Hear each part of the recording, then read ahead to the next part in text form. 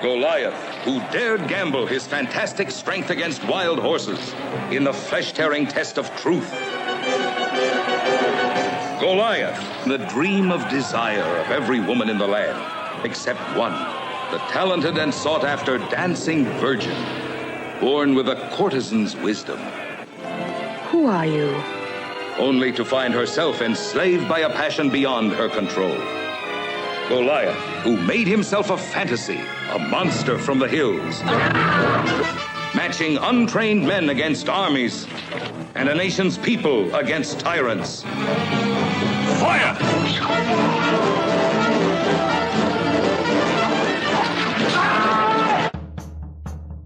We're not talking about actors. We mean a real monster. I brought her back. She'll live and I'll get her another body. I know they're gonna catch me, but don't let anyone see me like that. Please, Doctor, help me! Biologically speaking, it's of primary importance that man should want to mate. Hey, that worked! You don't get all your kicks from surfing, do you? We want to be free to ride our machines without being hassled by the man. And we want to get loaded. You think you're gonna make a slave of the world? I'll see you in hell first! The American International Podcast. Are you ready? Hi there, you found the American International Podcast. I'm Cheryl Lightfoot. And I'm Jeff Markin. And today we repel an invading horde with Goliath and the Barbarians from 1959. Goliath and the Barbarians was directed by Carlo Campogalliani, written by Emimmo Salvi, Gino Mangini, Nino Stresa, and Giuseppe Taffarel, produced by Emimmo Salvi for Standard Produzione and Alta Vista Productions. Goliath and the Barbarians stars Steve Reeves as Emiliano / Goliath, Chelo Alonso as Landa, Giulia Rubini as Sabina, Luciano Marin as Marco, Arturo Dominici as Fevo, Livio Lorenzon as Igor, Carlo as Bruno's mother, Fabio Capucci as Bruno, Furio Miniconi as Genserico, Andre Cecchi as Delfo, and Bruce Cabot as El Bueno. Goliath and the Barbarians opens as a horde of barbarians are riding their horses charging through the countryside. As strident march music plays, we hear a narrator tell us, in the year 568 A.D., El Bueno, ruthless king of the Longobards, descended upon Italy, the savage bands of warriors invading the country from nearby Polonia. The barbarian hordes were composed of many races and united only by their desire for conquest. They inundated the peninsula, initiating a period of domination that was to last for more than 200 years. This is the story of the man who rose up against them.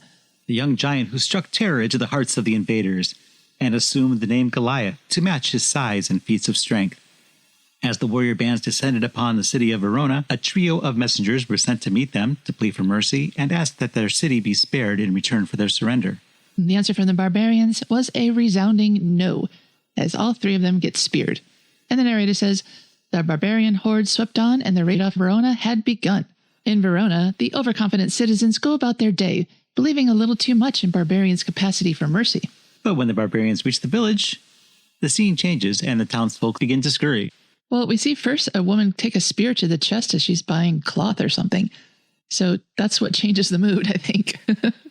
Igor, the leader of this band, calls out for his men to take the towers. Several women are attacked. One woman, Sabina, knocks on a door to evade the rampage. She gains entry just as a spear embeds itself into that door. This is her father's house, and he meets her in the courtyard. Her father is apparently the chief or leader of the people. That's why he's got a walled-in house and everyone else is out on the street. Sabina tells her father that they have to get out of there, but her father says that she must ride off alone and tell her brother, Emiliano, to hurry back and, I guess, also get killed.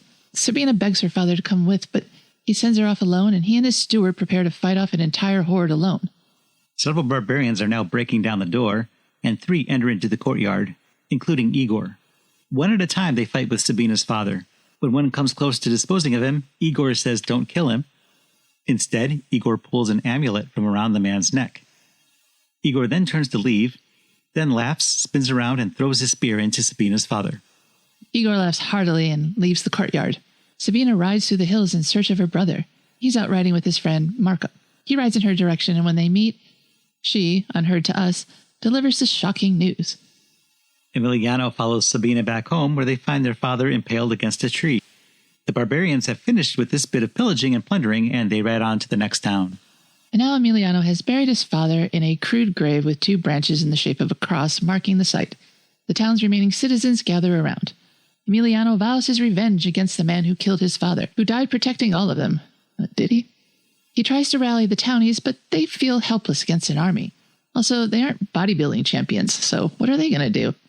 He makes a couple of them admit to losing their loved ones and calls anyone who doesn't join him in his scheme cowards who should listen to their conscience. Then the narrator voices in again. But revenge seemed a hopeless task, even as Emiliano and a small band of rebels set up camp in the woods and planned their reprisals. The barbarians were plotting too and celebrating the conquest of their own. And we see the barbarians have apparently taken over the Veronian castle. The barbarians are celebrating their conquest of Verona. Drunken debauchery is going on, and the highlight of such is a dance by Landa, who tiptoes and twirls around 4 swords lying on the floor, to everyone's delight. The main barbarians are there, King Alboina, Igor the leader of the horde, and his lieutenant Svevo. All of them lust openly for Landa. The dance ends, and the king offers her a toast. Landa sits next to Igor, but doesn't look happy to be there. Alboina congratulates Delfo on his fine-ass daughter, but he's still wishing that he had a son. Get over it, dude. Igor tries to compliment Landa as well. If only I could find the right words, he says. They're always the wrong words, says Landa. Then Alboina calls his men in for a meeting. Pointing to a map, he explains his goal of taking over Milan and Pavia. And Pavia will be his capital, he says, thrusting a knife through the map into the table and taking a bite of an apple. That map is just some city names printed on a tablecloth. Anyway, everyone is to head out tomorrow, except for Igor, who's to remain here in Verona, and the entire northern region will be under his command. Alboina has charged Igor with getting Duke Delfo to sign an agreement. They need the Slavonians on their side, and they'll send reinforcements to the settlement they left in Pais. It's the only way open to Pannonia, and so they must hold it. It's the key to their stronghold. Next we see one of the barbarians is riding through the forest, but he's lost his partner. He continues calling out for him and finally finds him lying in the brush. He kneels before him and a stranger comes up. This stranger is wearing a cat mask and clawed gloves like a feline Freddy Krueger. Meow. The man screams at the sight of this vision, and the cat man sticks his claws into the man's throat. It's a really funny costume. The next day, another group of soldiers ride across the plain. A terrible scream is heard, and then the cat man appears on a hill, swinging a boulder on a chain or rope or something. It weighs no more than a chunk of styrofoam to him. He charges at them and knocks a few barbarians off their horses, and then he rides away into the woods. The barbarians follow. The cat man stops in a clearing and swings his rock around a bit, and then all the barbarians run away. Chickens. The barbarians are camped out with a fire when the cat man jumps from the brush. He yells out and begins beating them with a club. Then he steals their horses and rides off. Back with Igor, he's dealing a little tough love out to those who don't obey. Svevo brings in a miscreant, and Igor whips him with his cat-o'-nine-tails. Landa comes in, dressed to go clubbing in South Beach. Igor is so happy to see her, he throws everyone out, one guy literally. He follows Landa onto the terrace to tell her that she can't treat him so coldly, and she challenges his assertion. Igor tries to convince Landa to see things his way by reminding her that he can send her father to a not-so-nice province. Not as nice as Verona, anyway. But if she were to cooperate with Igor, things wouldn't have to go that route. Landa says her father is a great warrior and he can take care of himself. And then she takes off before Igor can try any other emotional blackmail. She asks to leave, and he says he's done with her. For now. Svevo tells Igor that he knows why Igor wants to marry Landa. Igor thinks Svevo knows too much, and that could be bad for his health. Svevo says that if Igor marries Landa, on Delfo's death, he gets all his territory and all his things. Thanks for explaining that to us. Why is that so hush-hush? It's kind of obvious. Before Igor can answer this, a messenger interrupts them. One of the garrisons was attacked by a Goliath, a giant monster that roars like a lion. He has the strength of 10 men. Igor says, "You came all the way to Verona to tell me that?" The messenger says the garrison doesn't know what to do. They're terrified. "Because you're all cowards," shouts Igor, throwing the messenger out. Svevo asks Igor if he's going to be going down there. "Not me," says Igor. "This sounds like a job for Delfo."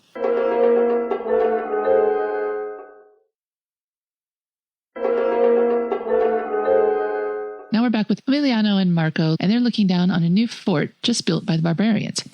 Emiliano wonders what's with the walls, and Marco surmises that they're to keep out the Goliath, and that the men are going to come with their families too. Case in point, Delfo has brought Landa. On the other side of those walls, Spivo catches Delfo and Landa out on the streets and decides to have a word.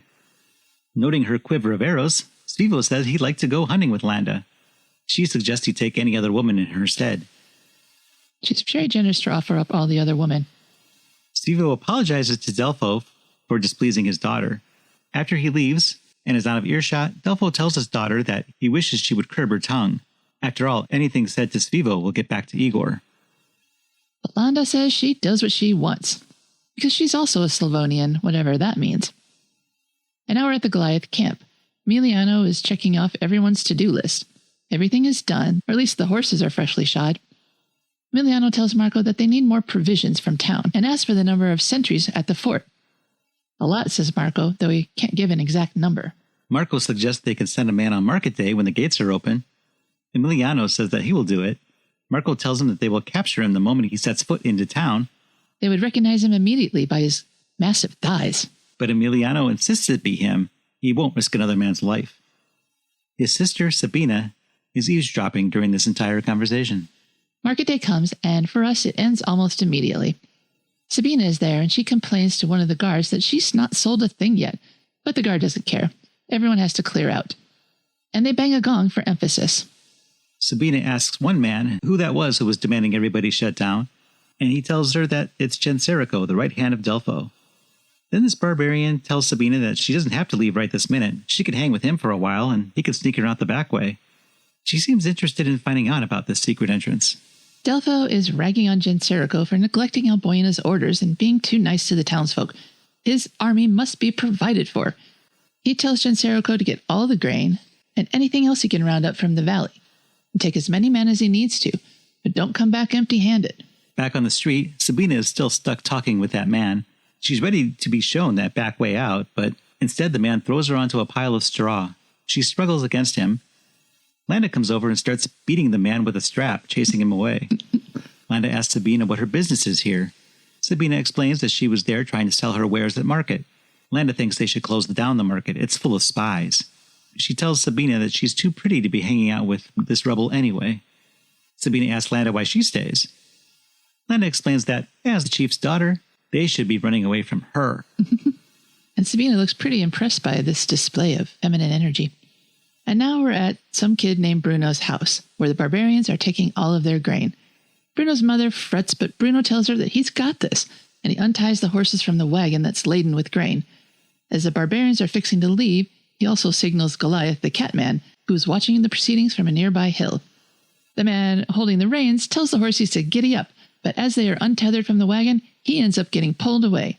Emilio, the Goliath catman, rides in and starts swinging his axe and takes out the remaining barbarians as two of the villagers retrieve the horses and secure them to the cart with all the grain. Bruno puts his mother atop it and climbs on himself, along with the men who retrieve the horses. "Come with me," calls out Catman, and they eagerly follow him with their cart of grain. Now we're in Delfo's quarters, where Genserico comes bearing bad tidings. The Goliath, formerly thought to be nocturnal, also attacked during the day. Delfo demands to know where Genserico was during all this, but he was in the village with the others.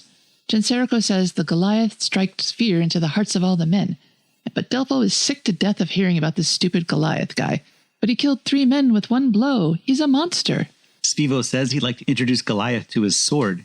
Delfo has Genserico spread the word that he is offering 2 purses of gold to anyone who defeats the Goliath. Spivo says that's not enough. Threaten the people, or worse, for hiding him. Spivo recommends a campaign of terror and violence, but Delfo thinks that would leave him short-handed for the field work. Who's going to harvest his grain? Spivo asks if Delfo questions the orders of Igor. "Igor," snarls Delfo, "I am in command here." "Fine," says Spivo, "but don't forget, Igor speaks for Alboina." Delfo says that one could never forget Igor. "He'll be glad to hear that," says Spivo. Then Landa comes up and asks her father for permission to go out. Then Spivo asks for some of Delfo's men to go in a Goliath hunting party with him. So we catch up with Landa, who is riding through the forest, her quiver on her back. Nearby, Emiliano has caught a pig in a trap. Marco comes over and complains that he hasn't caught anything in his trap. Also nearby, Sabina is rescuing a goat from another trap. If that was Marco's trap, maybe he was more successful than he thought. Maybe. Emiliano releases the pig and has Marco take it back to camp. Then Emiliano goes to check on the other trap, where he finds Sabina and a sprung trap, but nothing was caught. He resets the trap when they hear a scream. Running over, they find Landa. Her horse tripped one of the traps, and she's lying on the ground unconscious. And so's the horse. Its feet are bound. Very sad. Sabina recognizes the woman and tells her brother who she is. She's the daughter of the Duke, who's in charge of the fort. Hearing this, Emiliano readies his strap for a beating, but Sabina stops him, telling him that she was kind to her when she was at the fort. So Emiliano goes to check on the trapped horse. Sabina wakes up Landa. By tapping her on the head. Yeah, she's smacking her on the forehead. It started to thunder. Sabina tells Landa that she's among friends. Landa notices Emiliano and asks who he is. A woodcutter, he says. Then he continues, your horse was hurt. I had to kill him. Emiliano tells Sabina to take Landa back to the road. But Sabina says Emiliano should do it. He knows those woods better than she does. So Emiliano tells Sabina to head on home. It starts to rain and Landa passes out again. So Emiliano has to carry her. They go to a hollow tree, but not to eat cookies. Once inside, Landa is magically revived. Landa tells Emiliano he doesn't look like a woodcutter. Looks can be deceiving, he says, handing her horse's reins to Landa. Emiliano says that horses aren't more important than people, and Landa says, what's that supposed to mean? Emiliano gripes that her people are trying to destroy his. You don't like us very much, do you? Asks Landa. Why should we? Snarls Emiliano, reminding her of all the looting and pillaging and burning, etc. that they've done. And is it any wonder that he hates her and her people? Landa smiles. You're no woodcutter. Who are you? But by now the rain has stopped, so Emiliano leaves. She says, aren't you going to show me the road? He tells her she'll find it, and not to come looking for him. But what if I want to see you again? You won't find me, he says. This time she just lost her horse. Next time she might not be so lucky. Svevo and his men are walking through the woods. They hear a noise, and Svevo says, be very quiet. We're hunting Goliath. They peek through a bush to locate the source of the chopping sounds. It's shirtless Steve Reeves. Even Svevo looks impressed. Svevo has his men surround Emiliano. Who are you? Svevo asks. A woodcutter, says Emiliano. Only a woodcutter? I wonder, says Svevo. Then he orders his men to take him away. Next we see Landa is spending a lot of time hanging out in the woods on the off chance of meeting Emiliano again. She's looking for him in their special tree. Now the barbarians have their suspected Goliath strapped to a pole by the arms. Svevo pushes the tip of his short sword into Goliath's abs, marring them with a big cut. Svevo demands they turn the log to break Goliath, literally, and make him confess. And still Emiliano refuses to confess. Delfo says that maybe this isn't the Goliath, but Svevo is certain he's got the right man. I mean, look at him. Goliath's mighty biceps shred the straps, trying to hold him to the log. Svevo orders his men to hold him back, which they do by drawing their swords. And that's when Landa returns to find her honey bun with a dozen sharp weapons pointing at him. And she is outraged.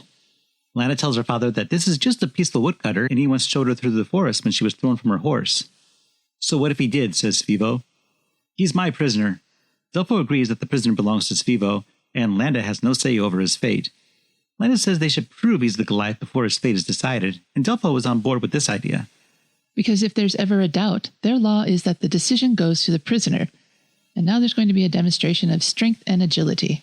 The lancers are assembled and are instructed to throw their lances into a board.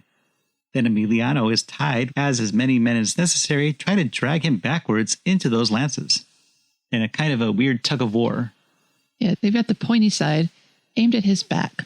But no matter how many men take the rope, Goliath breaks free. So he wins that round. And then round 2, sound the gong, begins. Goliath is tied by the arms to 2 horses pulling him in opposite directions as men whip them. But once again, Goliath prevails, pulling the horses to him. And it seems like the barbarians are now cheering for Goliath. Yeah, it's difficult to gauge the crowd's reaction here. Delfo says he has never witnessed anything like this. He tells Emiliano he's free to go. Svevo says, wait a minute, he's obviously the guy we're looking for. I say we kill him. But Delfo reminds Svevo who the chief is around here, and once again tells Emiliano he's free to go. I hate being on Svevo's side, but he's totally right here.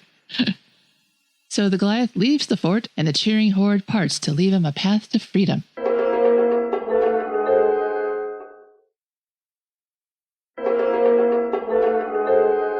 Now we're at Alboino's stronghold in Milan. He interrupts some lute playing to demand answers from his men. They took Milan and Verona in 2 days. Why can't they get Pavia under control? He decides he's got to go there himself. And then he tells Igor that he's going to send him on a very important mission. and then he wonders what happened to the music and demands the women resume playing. Back in the forest, Emiliano is rolling over a fallen tree with his bare hands to hide a bunch of stolen swords. An arrow whizzes by over his head. He looks up to see Landa, her bow drawn, and another arrow pointed at him. He asks why she did that. Landa says that she made a mistake in letting him go because now she sees him hiding stolen arms. She asks who he's going to kill. A barbarian, he says, walking towards her. He asks what she's going to do about it. Then he pulls her in and goes to kiss her. She pulls back, but Emiliano doesn't care. After a moment, Landa gives in. Kinda uncool. Now Svevo has come to Milan to yell at Igor. Svevo reports that Delfo let the Goliath go free. Igor thinks it's time to get rid of Delfo. Svevo wants to go there, but Igor says no. Igor's going to go there alone. And instead of Igor going to Penona to get the sacred crown and return it to Alboino as the king wished, Igor's going to send Svevo on that mission. And then he'll go to the fort and deal with Delfo. Svevo says, oh, nice. You get Landa when Delfo dies, and Igor agrees. But Alboino needs that crown, so guard it with your life, he tells Svevo. And then they toast to their change of plans. Emiliano has returned to his camp. Marco wants to speak with him. Marco wants to know why Emiliano stopped them from attacking Svevo. Must have been something that happened off screen, because I don't remember that happening. Me neither. Marco thinks the same thing everyone else is thinking, that Emiliano's judgment has been clouded by thoughts of a woman. And not just any woman, a barbarian woman. Emiliano doesn't take the criticism kindly and pushes Marco to the ground. But Marco's okay. They threw him all under the chariot for a woman. Emiliano offers a non-apology, then sulks out of frame. And then we see where Emiliano was headed. He and Landa meet in the woods for a tryst, but they're not alone. Genserico sees them and runs off to tattle to Delfo. Landa tries to make out with Emiliano, but he lays on the ground like a dead fish. She asks what his deal is, and he tries to call off their whole affair. She's affronted. She thought he loved her. She gave up everything for him. She even left her father. I mean, for now. And every time that Emiliano has killed one of her people, she says she felt it as if she did it with her own hand. But Emiliano has a solution to this. He just bans Landa from the forest. She's crying and begging with him, but he just keeps yelling at her to go away. He stares off, looking kind of constipated as she goes. Landa returns to her father's house in tears. Her father comes up to her and slaps her twice. That was for her betrayal of him. He had released that man, and she was carousing with him like she was a common slut. Landa tells her father it's not like that. She loves Emiliano. But that doesn't matter to Delfo. When Igor finds out, Delfo is a dead man. And is that what Landa wants for her father? She doesn't answer. She thinks about it for a long time. He yells at her to confirm that her lover is the Goliath. She still says nothing. Delfo vows that she'll never see him alive again. Landa says, well then, she'll have nothing to live for. He's her whole life. Pathetic. Delfo says he'll kill the both of them, and on the way out tells Genserico to guard her quarters. A short time later, Landa tries to sneak out, but finds that she's under guard. She closes the door and starts to cry. Aw. Next we see Emiliano, Marco, and Bruno are staking out the fort, and they see Igor and his men arriving. Maybe they're just passing through, Marco says hopefully. Emiliano says, I don't think so. Inside the fort, it's party time. Up on a dais, Igor confronts Delfo, angry at him for letting the Goliath go. But he passed the test, claims Delfo, which, what? That proved he was the Goliath, duh. Igor calls Delfo an idiot, but Delfo reminds Igor that he's in charge around there, not Igor. Igor looks taken aback, but then laughs. It's all in good fun. Igor asks why his daughter isn't entertaining them tonight. Delfo says that Landa's not feeling well, but Igor doesn't care. Delfo can go and fetch her, or Igor will. So Delfo goes off to retrieve Landa, and Igor helps himself to another trip to the buffet. Delfo goes to Landa and tells her that Igor suspects him of letting the Goliath go. So if she would tell him where they could find the Goliath, it would be very helpful to his future health. But she refuses to betray the man she loves. Well, if she's not going to do that, says Delfo, to show that they are good citizens, she must dance for Igor, or they're both dead. She still says no, even after he says that Igor's going to kill him. Outside, Igor's growing impatient. But lo, Landa comes to gyrate around some small fires on the ground as seductive music plays. She does this clearly for Igor's benefit, pulling off part of her top as she dances. Then she grabs a couple torches and adds them to her act. She puts them next to Igor's face, but he doesn't flinch. And then she collapses on the ground and the dance is over. Everyone cheers. Then she stands and walks away. Igor catches up to her and asks where she's going. He came all this way just to see her. She's not impressed, so he reminds her that her father's life is in his hands. He grabs her and she struggles. She gets hold of the knife from Igor's belt and slashes Igor's left hand. She smiles as he gasps in pain. Just then Delfo runs up and asks Landa what happened. Landa drops the knife and runs away. Delfo, you'll pay for this too, promises Igor. Marco, Emiliano, and the rest of the men are taking position on top of the cliffs, their arrows and spears at the ready. They're on either side of a large gorge, looking down at the bottom of it. Emiliano tells them all, via hand signals, to wait for a sign. Emiliano sends Bruno away back to his mama as he's only a boy. Bruno kind of, but not really, goes back home. They don't have to wait long before the barbarians come through the gorge. It's Vivo and his men accompanying the crown. Emiliano gives the order to fire. Emiliano's men unleash a volley of arrows and spears at Svevo's men, but Svevo isn't hit. Emilio's men descend on the gorge and fight whoever's left hand to hand. Svevo rides off, leaving his men alone. Emiliano, who joins the group for one-on-one combat, is using a club to drop several barbarians at once. Even Bruno, who didn't go home, gets into the throng. Bruno incapacitates the guard watching the barbarian's cart and climbs up to see what he had been protecting. It's Alboino's crown. He excitedly calls Emiliano over to take a look. Now we're back with Svevo, who's ridden to the fort to report the ambush. He's saying the woodcutter was their leader. Igor tells Delfo that he is responsible for this, and Alboino will hear of it. He'll have Delfo's head. Delfo seems to think that Igor will be in just as much trouble. Why wasn't he on that crown mission, you know? Igor sends Svevo to go terrorize the villagers, telling him that this will be a regular occurrence till the crown is returned. And Svevo agrees. Fine, he says, and he goes. But when Igor threatens Delfo, Delfo's men protect him. And now cue the scouring of the Shire. Svevo and the barbarians are attacking the village. Men are speared, mothers are shot in the back with arrows, buildings are set aflame. Children mourn their fallen parents. Parents mourn their fallen children. And chaos rules in the street. There's even a 3-in-1 spear killing machine. It's deployed on some of the villagers. All survivors are taken prisoner. Emiliano is out in the forest when Giovanni, one of the elder rebels, rides out to see him. Emiliano tells Giovanni to go back. That's kind of his thing. But Giovanni insists he just wants to help Emiliano. After losing his wife in the beginning of the movie, he doesn't really have anything to live for anyway. So he might as well die for Emiliano. Emiliano gives him a patronizing smile and pats him on the shoulder. And then we cut away. Svevo reports to Igor that the destruction was complete. The dungeons are filled with rebels, except for the ones who escaped to the hills. The sentry announces that there's a rebel at the gates, and he's alone. Svevo and Igor exchange knowing smiles as Emiliano is brought before them. Svevo tells Igor he knows who this is. This is the Goliath. Igor steps up and slaps Emiliano across the face. Igor wonders at the audacity for Emiliano to show up here like this, but Emiliano says that if any harm were to come to him, they'd never see their sacred crown again. Dog of a peasant, curses Igor. Emiliano says that they'll get the crown back on his terms. Igor is furious. Emiliano asks if Igor wants to hear his conditions or not. Igor sends everyone, well, almost. Delfo, Svevo, Landa, and a couple others remain. And Emiliano says that he wants freedom for himself and all the prisoners, and reparations for all the damages, and freedom for everyone in the valley, and ice cream every weekend. No, he didn't say that. Igor thinks he's asking too much, but Emiliano reminds him that the crown is worth more than that. Delfo tells Emiliano to go and bring the crown, and his conditions will be respected. Now go and get that crown. But Emiliano wants to see the prisoners first. Delfo does him one better and has the prisoners released. Now go and get that crown. Instead, Emiliano picks up a torch and tosses it into the air. In the forest, Giovanni sees the signal and pulls the crown from his hiding place. He mounts a horse and rides toward the fort. Igor is waiting impatiently. Landa smiles at Emiliano, who totally ignores her. Igor gives a silent message to Svevo. Giovanni delivers the crown to Emiliano, and as he's about to hand it to Delfo, Igor snatches it away, saying, "Now we have you." Svevo shoots an arrow at Delfo, but one of Delfo's men takes the shot. And then a free-for-all begins. Igor's men are fighting Delfo's men and vice versa.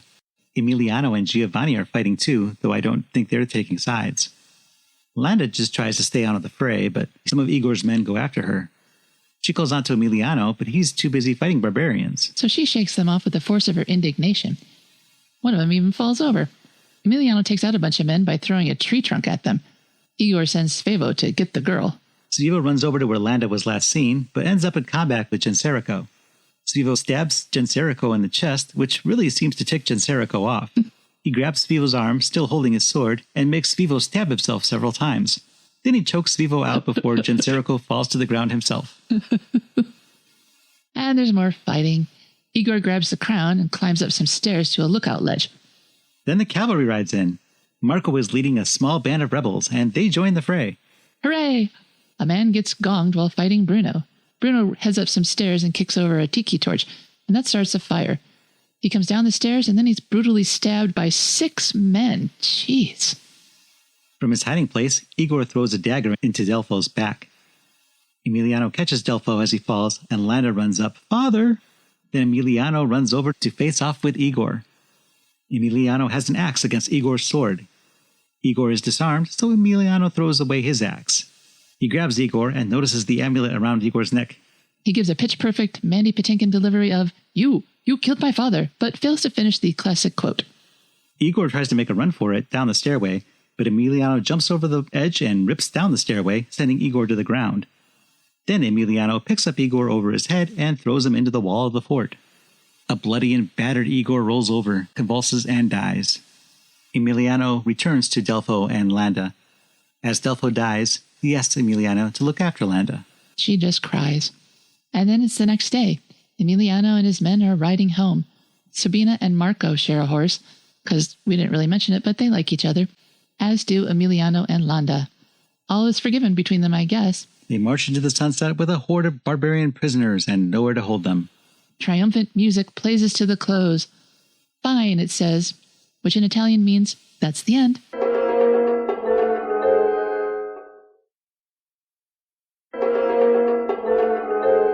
Welcome back to the American International Podcast, where we're talking about Goliath and the Barbarians from 1959. Money had always been tight at AIP, and Sam Arkoff and Jim Nicholson concluded that they needed to make better pictures, or at least pictures that didn't look cheap, without breaking their already strained budgets. That, and a need for more movies to distribute, led them to look overseas at productions in England and then Italy, according to Faster and Furiouser by Mark Thomas McGee.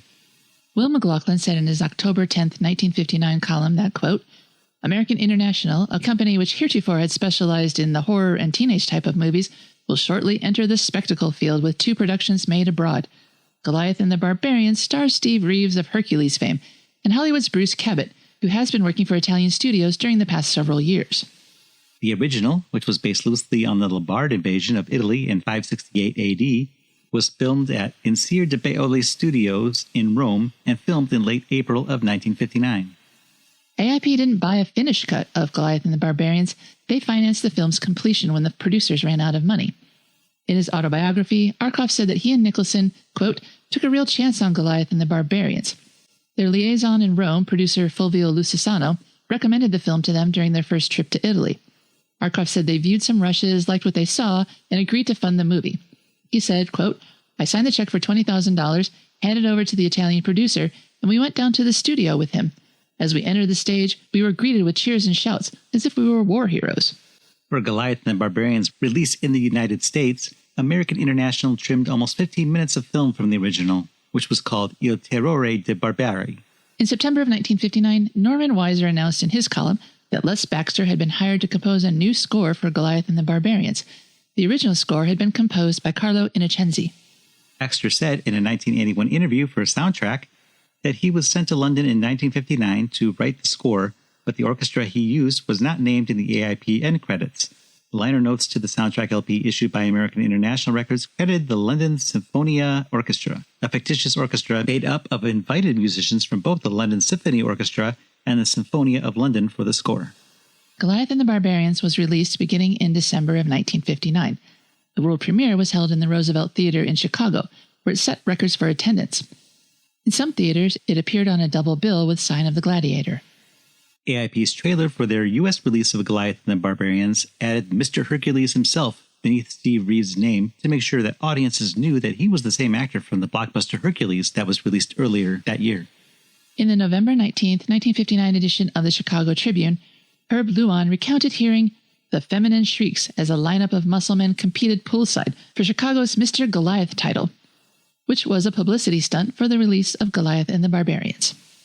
In December of 1959, Luella Parsons announced in her column that AIP had hired Myrna Ross, a 6-foot blue-eyed brunette from New York, to be Goliath's mate, in a national tour to help exploit Steve Reeves' latest picture, Goliath and the Barbarians, adding, James H. Nicholson is giving Myrna a featured role in Take Me to Your Leader, a comedy fantasy. I looked her up, and she doesn't appear in those movies, but she is one of the Rat Pack in some of the Beach Party movies. And that's her only AIP connection that I could find. Taglines for Goliath and the Barbarian include, I will kill 10,000 barbarians, and they will call me Goliath. 1,001 women dream of his embrace. 10,000 barbarians feared his strength and called him Goliath. 10,000 sights, 10,000 thrills, the fabulous giant of giants. See the savage attack of the barbarians. See Goliath and the test of strength. See the orgy of the exotic sword dance. See the night monster from the hills. See Goliath and the test of 20 spears. See the violent love of a barbarian princess. Did you see any monsters in this movie? I wish. Me too. The Waco Citizen published a photo from the AIP press materials as a coloring contest to promote the movie. The entries to be sent in to the editor of the paper would be judged on neatness and colors, and the first place prize was $5. Second place finisher received 5 pairs of tickets to the theater, and the third place winner got 2 pairs of tickets. It's funny to think that $5 is worth more than 5 tickets to the theater. 5 pairs of tickets. Well, they're probably only 15 cents. AIP released the Les Baxter score on its American International label with liner notes that spelled out the prologue narration, adding, to this, Les Baxter tells a story in music, once again proving that he is the great talent of today in relating passion, fury, and mood in terms of music. It is a big new sound. The album was produced with their own patented trisonic sound technology, combining 3 separate tracks recorded in high fidelity. In late 1973, AIP resurrected Goliath and the Barbarians to play as a drive-in co-feature with the release of the new Italian import, Battle of the Amazons. AIP's meager investment in Goliath and the Barbarians paid off when it became a big hit. The film earned $1.6 million in North America during its initial release and kicked off the new wave of blockbusters, according to Fast and Furiouser. Hercules producer Joseph E. Levine was invited to watch the undubbed original and said it would never make a dime. When the movie opened at the Detroit Palms on Christmas Eve, the owner gave most of the staff the night off. The box office take that night was $3,500, which is over $38,000 in today's money, and more than the theater had earned on a single day for any movie in the last 5 years. Positive responses rolled in from theater owners across the country. The head buyer of the Dallas, Fort Worth, Houston, Galveston area circuit sent Arkoff and Nicholson a telegraph thanking AIP for Goliath and the Barbarians, saying it brought them the biggest pre-Christmas grosses of any film in the history of their company. And Duncan Kennedy of Publix Great States Theaters, Inc. said in his telegram, Goliath and the Barbarians open in 15 of our towns to blockbuster grosses. This engagement in all situations extending through Christmas should set records everywhere. Arkoff said that Goliath and the Barbarians grossed enough to put AIP back on sound financial footing and launched us into the spaghetti era at full throttle. Arkoff estimated that it ultimately earned $1.6 million in North America. Reviews for Goliath and the Barbarians were mixed. Bosley Crowther of the New York Times wrote, outside of the kids and the strength cultists who will take the bulging torso of Steve Reeves in lieu of substantial theatrics, it is hard to imagine who could care about Goliath and the Barbarians. Only occasionally in its brief passage does this Italian-made, English-dubbed film pull up to the intelligence level of an average 8-year-old, and seldom does it manage to be more than conventionally dull. Francis K. Dybowski reviewed Goliath for the Galveston Press, saying, Colorscope adds lavishness to the film spectacular now at the State Theater. In Goliath and the Barbarians, a fantastic era of the past has been recreated. Realistic action keeps the movie aflame, and it has provided spectators with much grandeur of scenery and costuming. The original Italian story is of a time and place not to be renewed and experienced except through the magic of the cinema. Mildred Martin in the Philadelphia Inquirer called Goliath and the Barbarians another Italian mistake, adding, the actors, even the extras, seem like leftovers from amateur night. Carlo Campogalliani's direction, if you can call it that, gives the whole the feeling of the Marx Brothers' Night at the Opera. Sadistic slaughter and oceans of gore make this unsuitable for children. It won't do adults much good either, not even as a bad joke. Edith Lindemann of the Richmond Times-Dispatch wrote in her review that Steve Ulysses Reeves is back with another of those big, brawling, couldn't-happen-here adventures which show off his muscles and require nothing mental on the part of the audience. Despite the corny plot and cornier dialogue, despite some lugged-in dancing scenes and a couple of sequences to show the orgiastic tendencies of the Barbarians, The picture is as entertaining as the Sunday comics. There are 4 cartoons to round out the bill. Bugs Bunny is more credible than Goliath, but who cares? Mildred Richmond in the Richmond News leader panned Goliath, saying it should appeal to bloodthirsty youngsters incarcerated in movie houses while their parents are shopping. The picture, according to the standards of a 10-year-old, has everything, and even the romance is at a minimum, though everything else is at a maximum. Dorothy Masters of the Buffalo Evening News wrote, recently acclaimed the handsomest man in France, Steve Reeves is far from convincing as the lover boy of Goliath and the Barbarians. His physical prowess is the big sell, and the attractive visage is intermittently uglified by a fearsome mask. She also wrote that the industry isn't very healthy when producers rely on sinew and brawn to topple box office records. However, Reeves' famous muscles have been in such demand that he is reportedly in the $100,000 per picture bracket.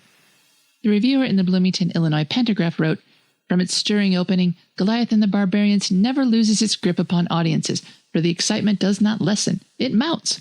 For sheer gutsy scene, it has never been topped. Reeves is entirely believable as the man who can kill 3 men with 1 blow, but can be equally attractive and appealing to women.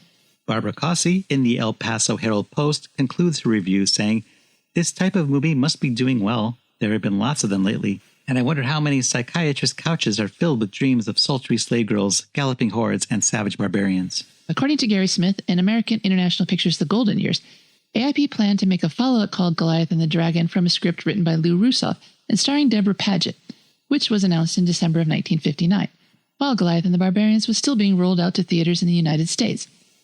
When this fell through, the studio bought another Italian film called The Revenge of Hercules and retitled it Goliath and the Dragon. The producers of the U.S. DVD release of Goliath and the Barbarian used an edited Italian print with the original Italian film title and the credits in Italian synced to American International's English dub of the film.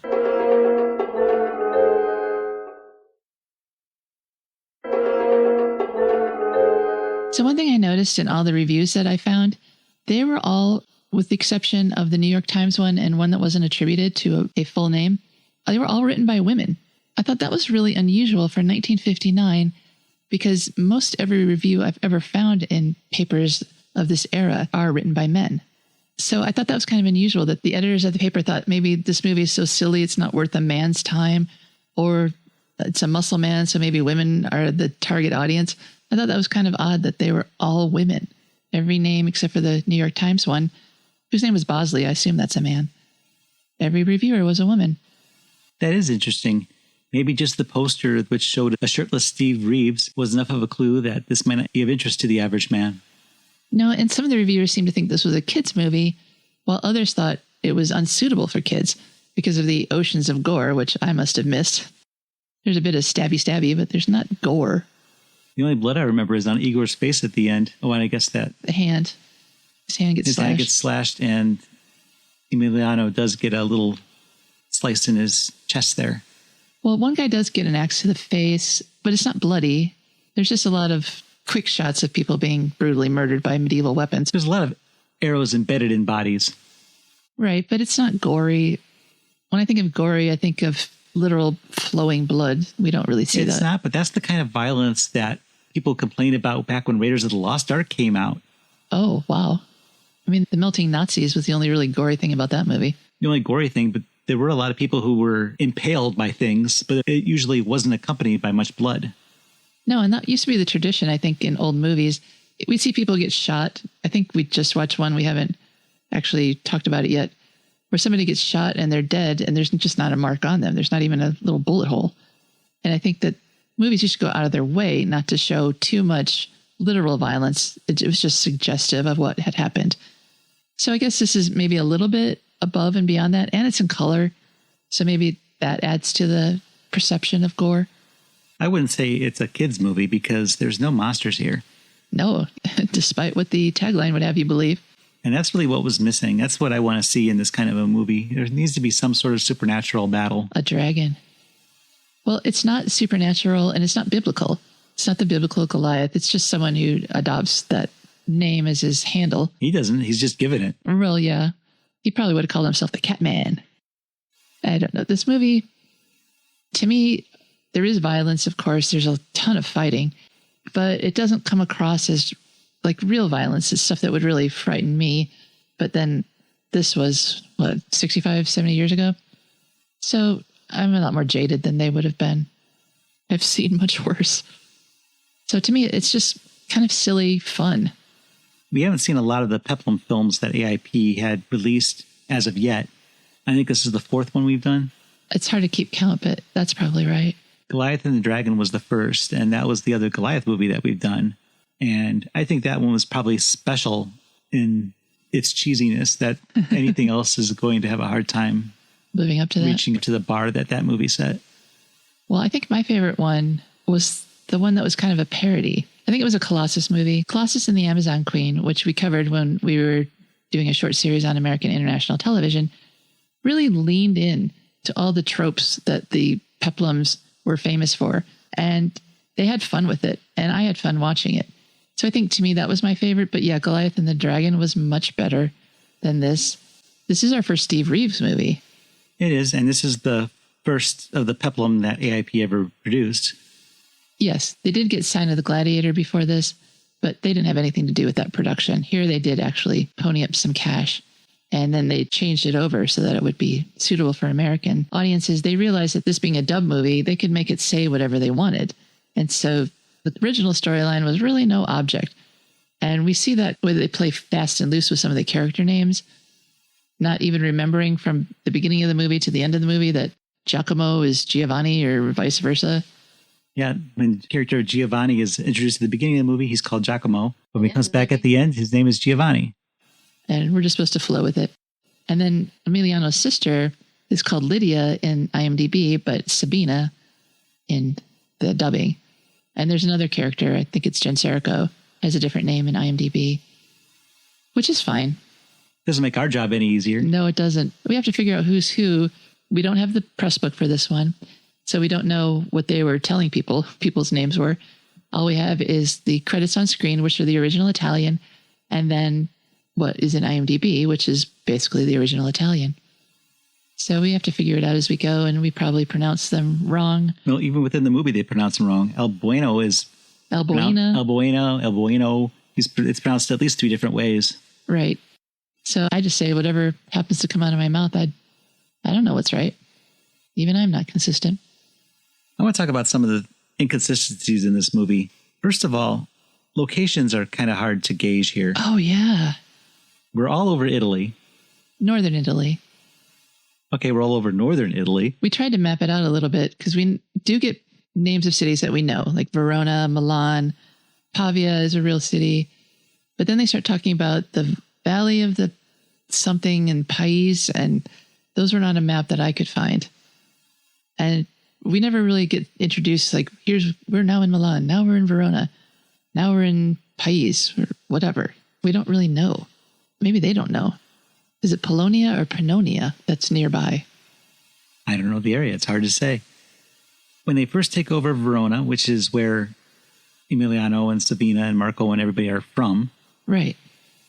Albuena charges Igor with setting up camp there. That's basically his area. Mm-hmm. And then they have this other territory that they're having trouble taking over. You see, it just doesn't make sense. It can't be that far. Why didn't they go back to the city that they sacked in the beginning of the movie and set up their headquarters there?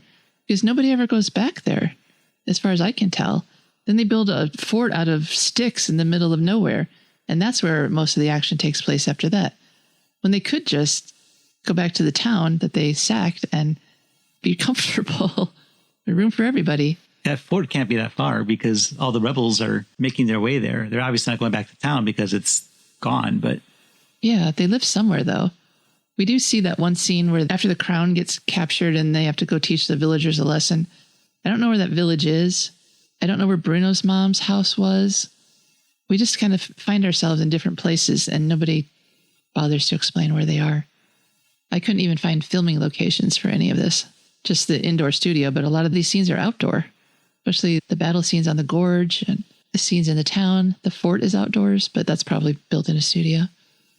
I think the biggest inconsistency in this movie, though, a plot hole, if you will, is Delfo letting the Goliath go because he's so strong. He passed the tests of strength, and that means he gets to leave. When it really should make you draw the opposite conclusion. That's our guy. That's the one we've been looking for.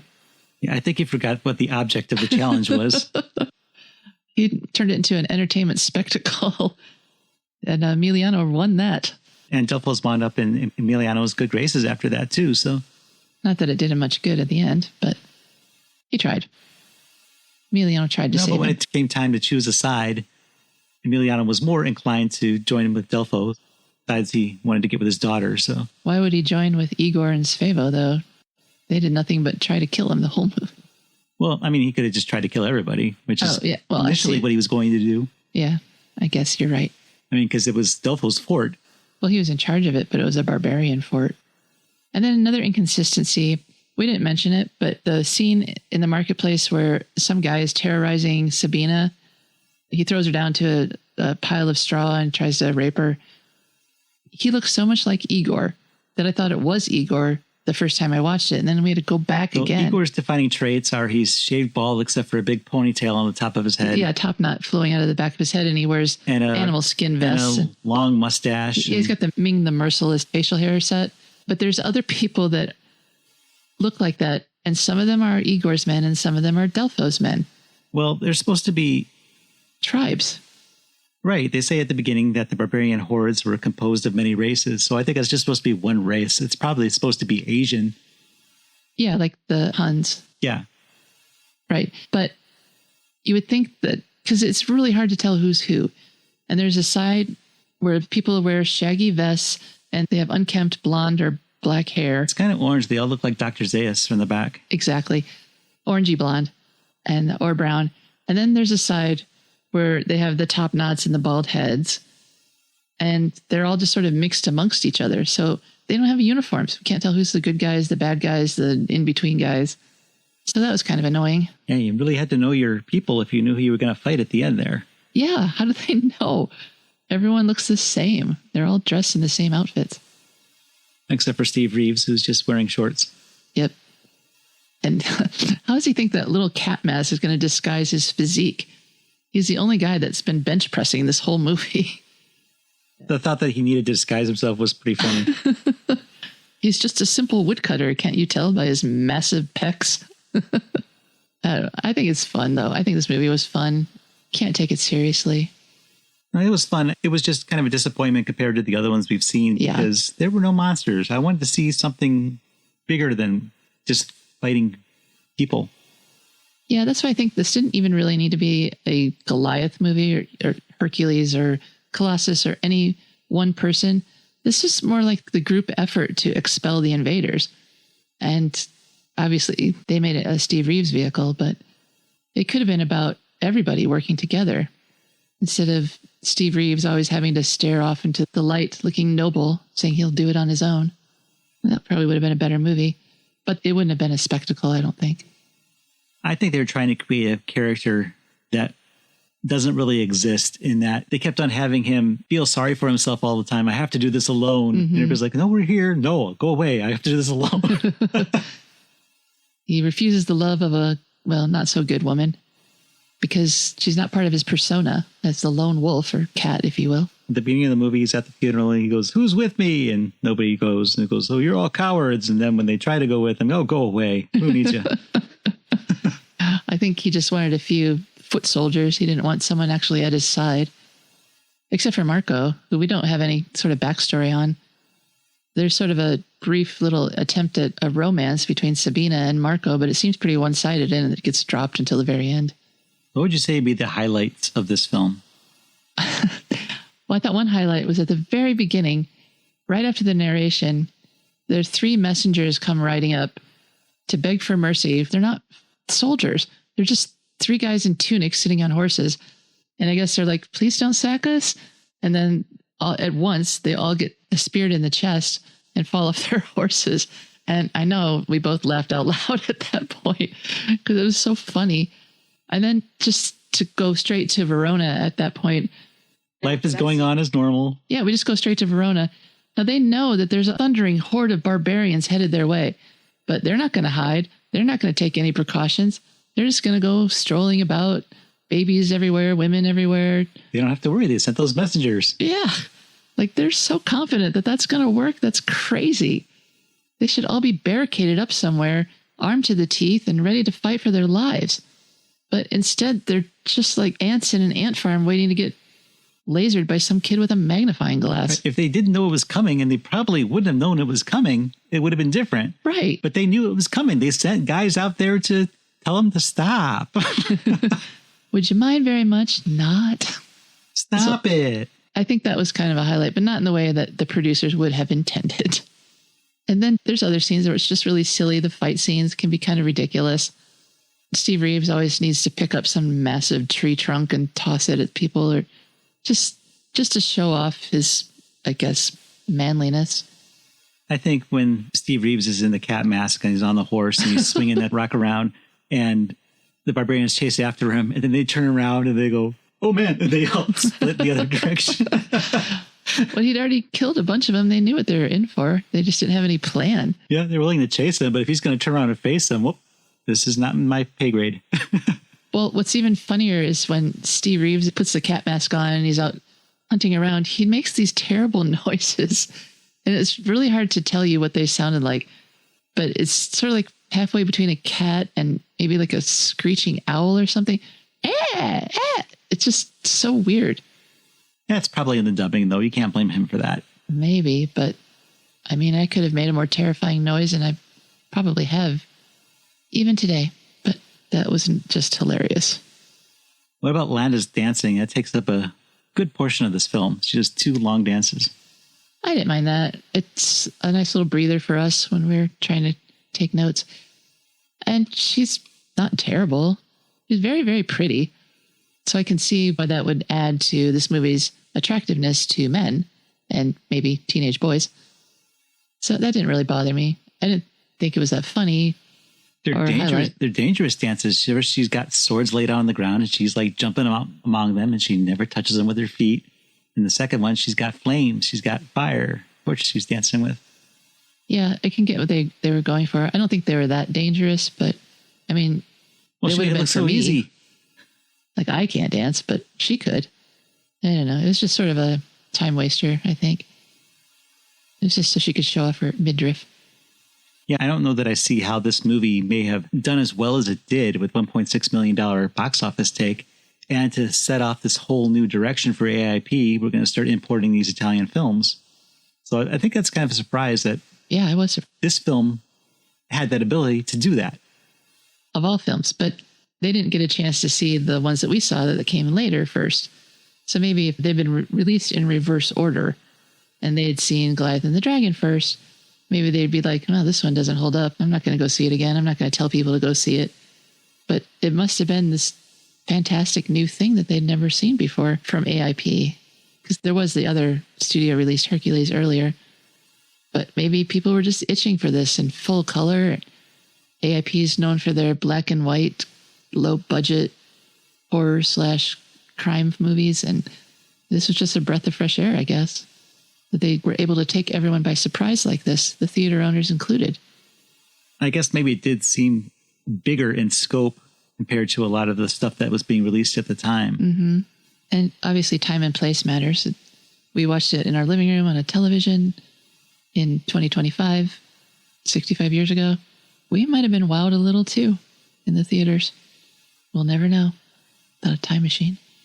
I think it's safe to say that we're not going to see a lot of continuity between the Goliath characters. This obviously is not the same Goliath and the Dragon. Mm-mm. This guy was assigned the name Goliath by his enemies.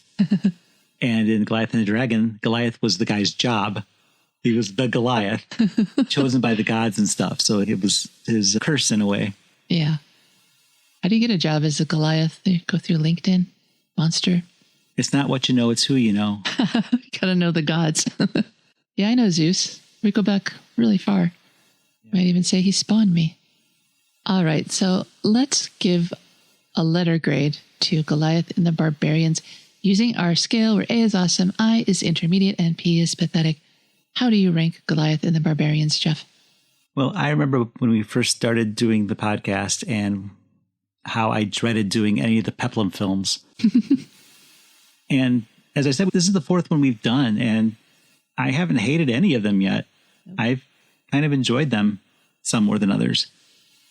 And this one's no different. This one I say is okay. Like I said, I would like to see bigger feats of strength than breaking straps and not impaling yourself when you're pulling on people and the other tricks that he did. He moved a couple of trees. He didn't do anything really, really impressive. No. And that's what was missing. Maybe you're not going to battle a dragon in every movie, but maybe if he tore apart the fort with his bare hands or something, it would have been a little bit better. He did pull down a staircase. I guess I have to live with that. There was a little bit of a love story here, and they seemed like an oddly matched couple, but I don't think it really hurt the film or helped it in any way to have it there. I thought the relationship between Landa and Igor was more interesting when she kept on putting him off and turning him out rather than giving in, which was a lot more interesting to watch than her falling all over Steve Reeves and him just laying there saying, okay, this again. Yeah, he's not a good boyfriend. But this is okay. It's an okay way to spend 80 minutes, and I'm going to give it an I. What are your thoughts on Goliath and the Barbarians? I think that, to quote one of our other network podcasts, this movie's fine.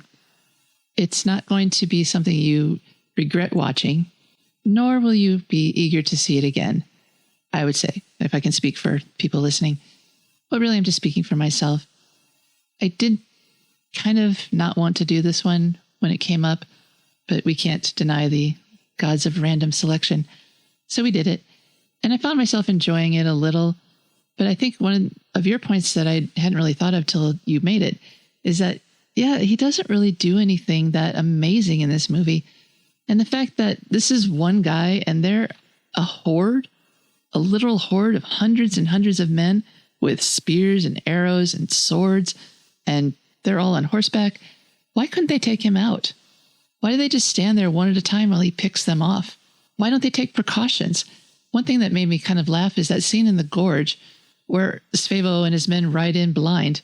Why didn't they scout that out ahead of time? Look, I'm no military expert, but even I know you don't ride into a blind alley without someone looking ahead to see if maybe there aren't people with spears on the top of the cliff. But they just waltz in like they have nothing to fear when Goliath has been stalking them this entire movie. They should be afraid. They should be cautious at least. But Svevo, I guess, is just not that smart. So that and the sort of inconsistencies where let's prove he's the Goliath. Well, he is, so let's let him go. It's just dumb. There's a lot of dumb in this movie. And sometimes dumb makes it fun. And sometimes dumb just makes you roll your eyes. And this movie has some of both, which is why I think it also deserves an I. It's halfway to good, halfway to awful. Just sits there right in the middle. It is kind of funny that he chooses to wear a cat mask and roar like a lion. And they even say he roars like a lion. He has the strength of 10 men. We call him Goliath. What else would we call him? Catman. Na-na-na-na-na. Yeah. Did they ever say who rewrote the script for AIP? We don't know because it seems like the English credits are lost, at least lost to us. We were able to find anything anywhere. So we don't know who took on the project of trying to Americanize this movie. But I think that they might have done it rather quickly and without anyone checking to make sure that everything made sense, because a lot of it doesn't. And yeah, that's a big thing. Maybe in the Italian version, he did call himself the Catman. And so they just dubbed over that and called him something else. That's what I'm thinking. He probably wasn't Goliath. He was probably just Emiliano and just this big guy. Cat guy, the Lion King. But in America, we need that little twist. So what are we going to call him? We need a strongman name. Yeah. So if it's not Hercules, Colossus, Atlas, what are the 100 different names that they choose from? So this one's Goliath. Not that Goliath, but a Goliath. A Goliath, and he wears a cat mask. Yeah, consistency is not this movie's core strength. The core strength are Steve Reeves' abs. So go see it for the abs, if nothing else. To find out more about Goliath and the Barbarians and other films we reviewed on the American International Podcast, visit our website, aippod.com. There you can watch trailers, see posters and lobby cards, check out our merch, and message us and tell us what you thought of the movies that we review. Again, that's aippod.com. And now I think it's time to head back to civilization for the American International Podcast. I'm Cheryl Lightfoot. And I'm Jeff Markin. And we'll meet you at the drive-in. Follow the American International Podcast on Instagram and Letterboxd at AIP_pod and on Facebook at facebook.com/American International Podcast. The American International Podcast is produced and edited by Jeff Markin. A man whose mind is distorted by hatred. And Cheryl Lightfoot. A girl hungry for too many things.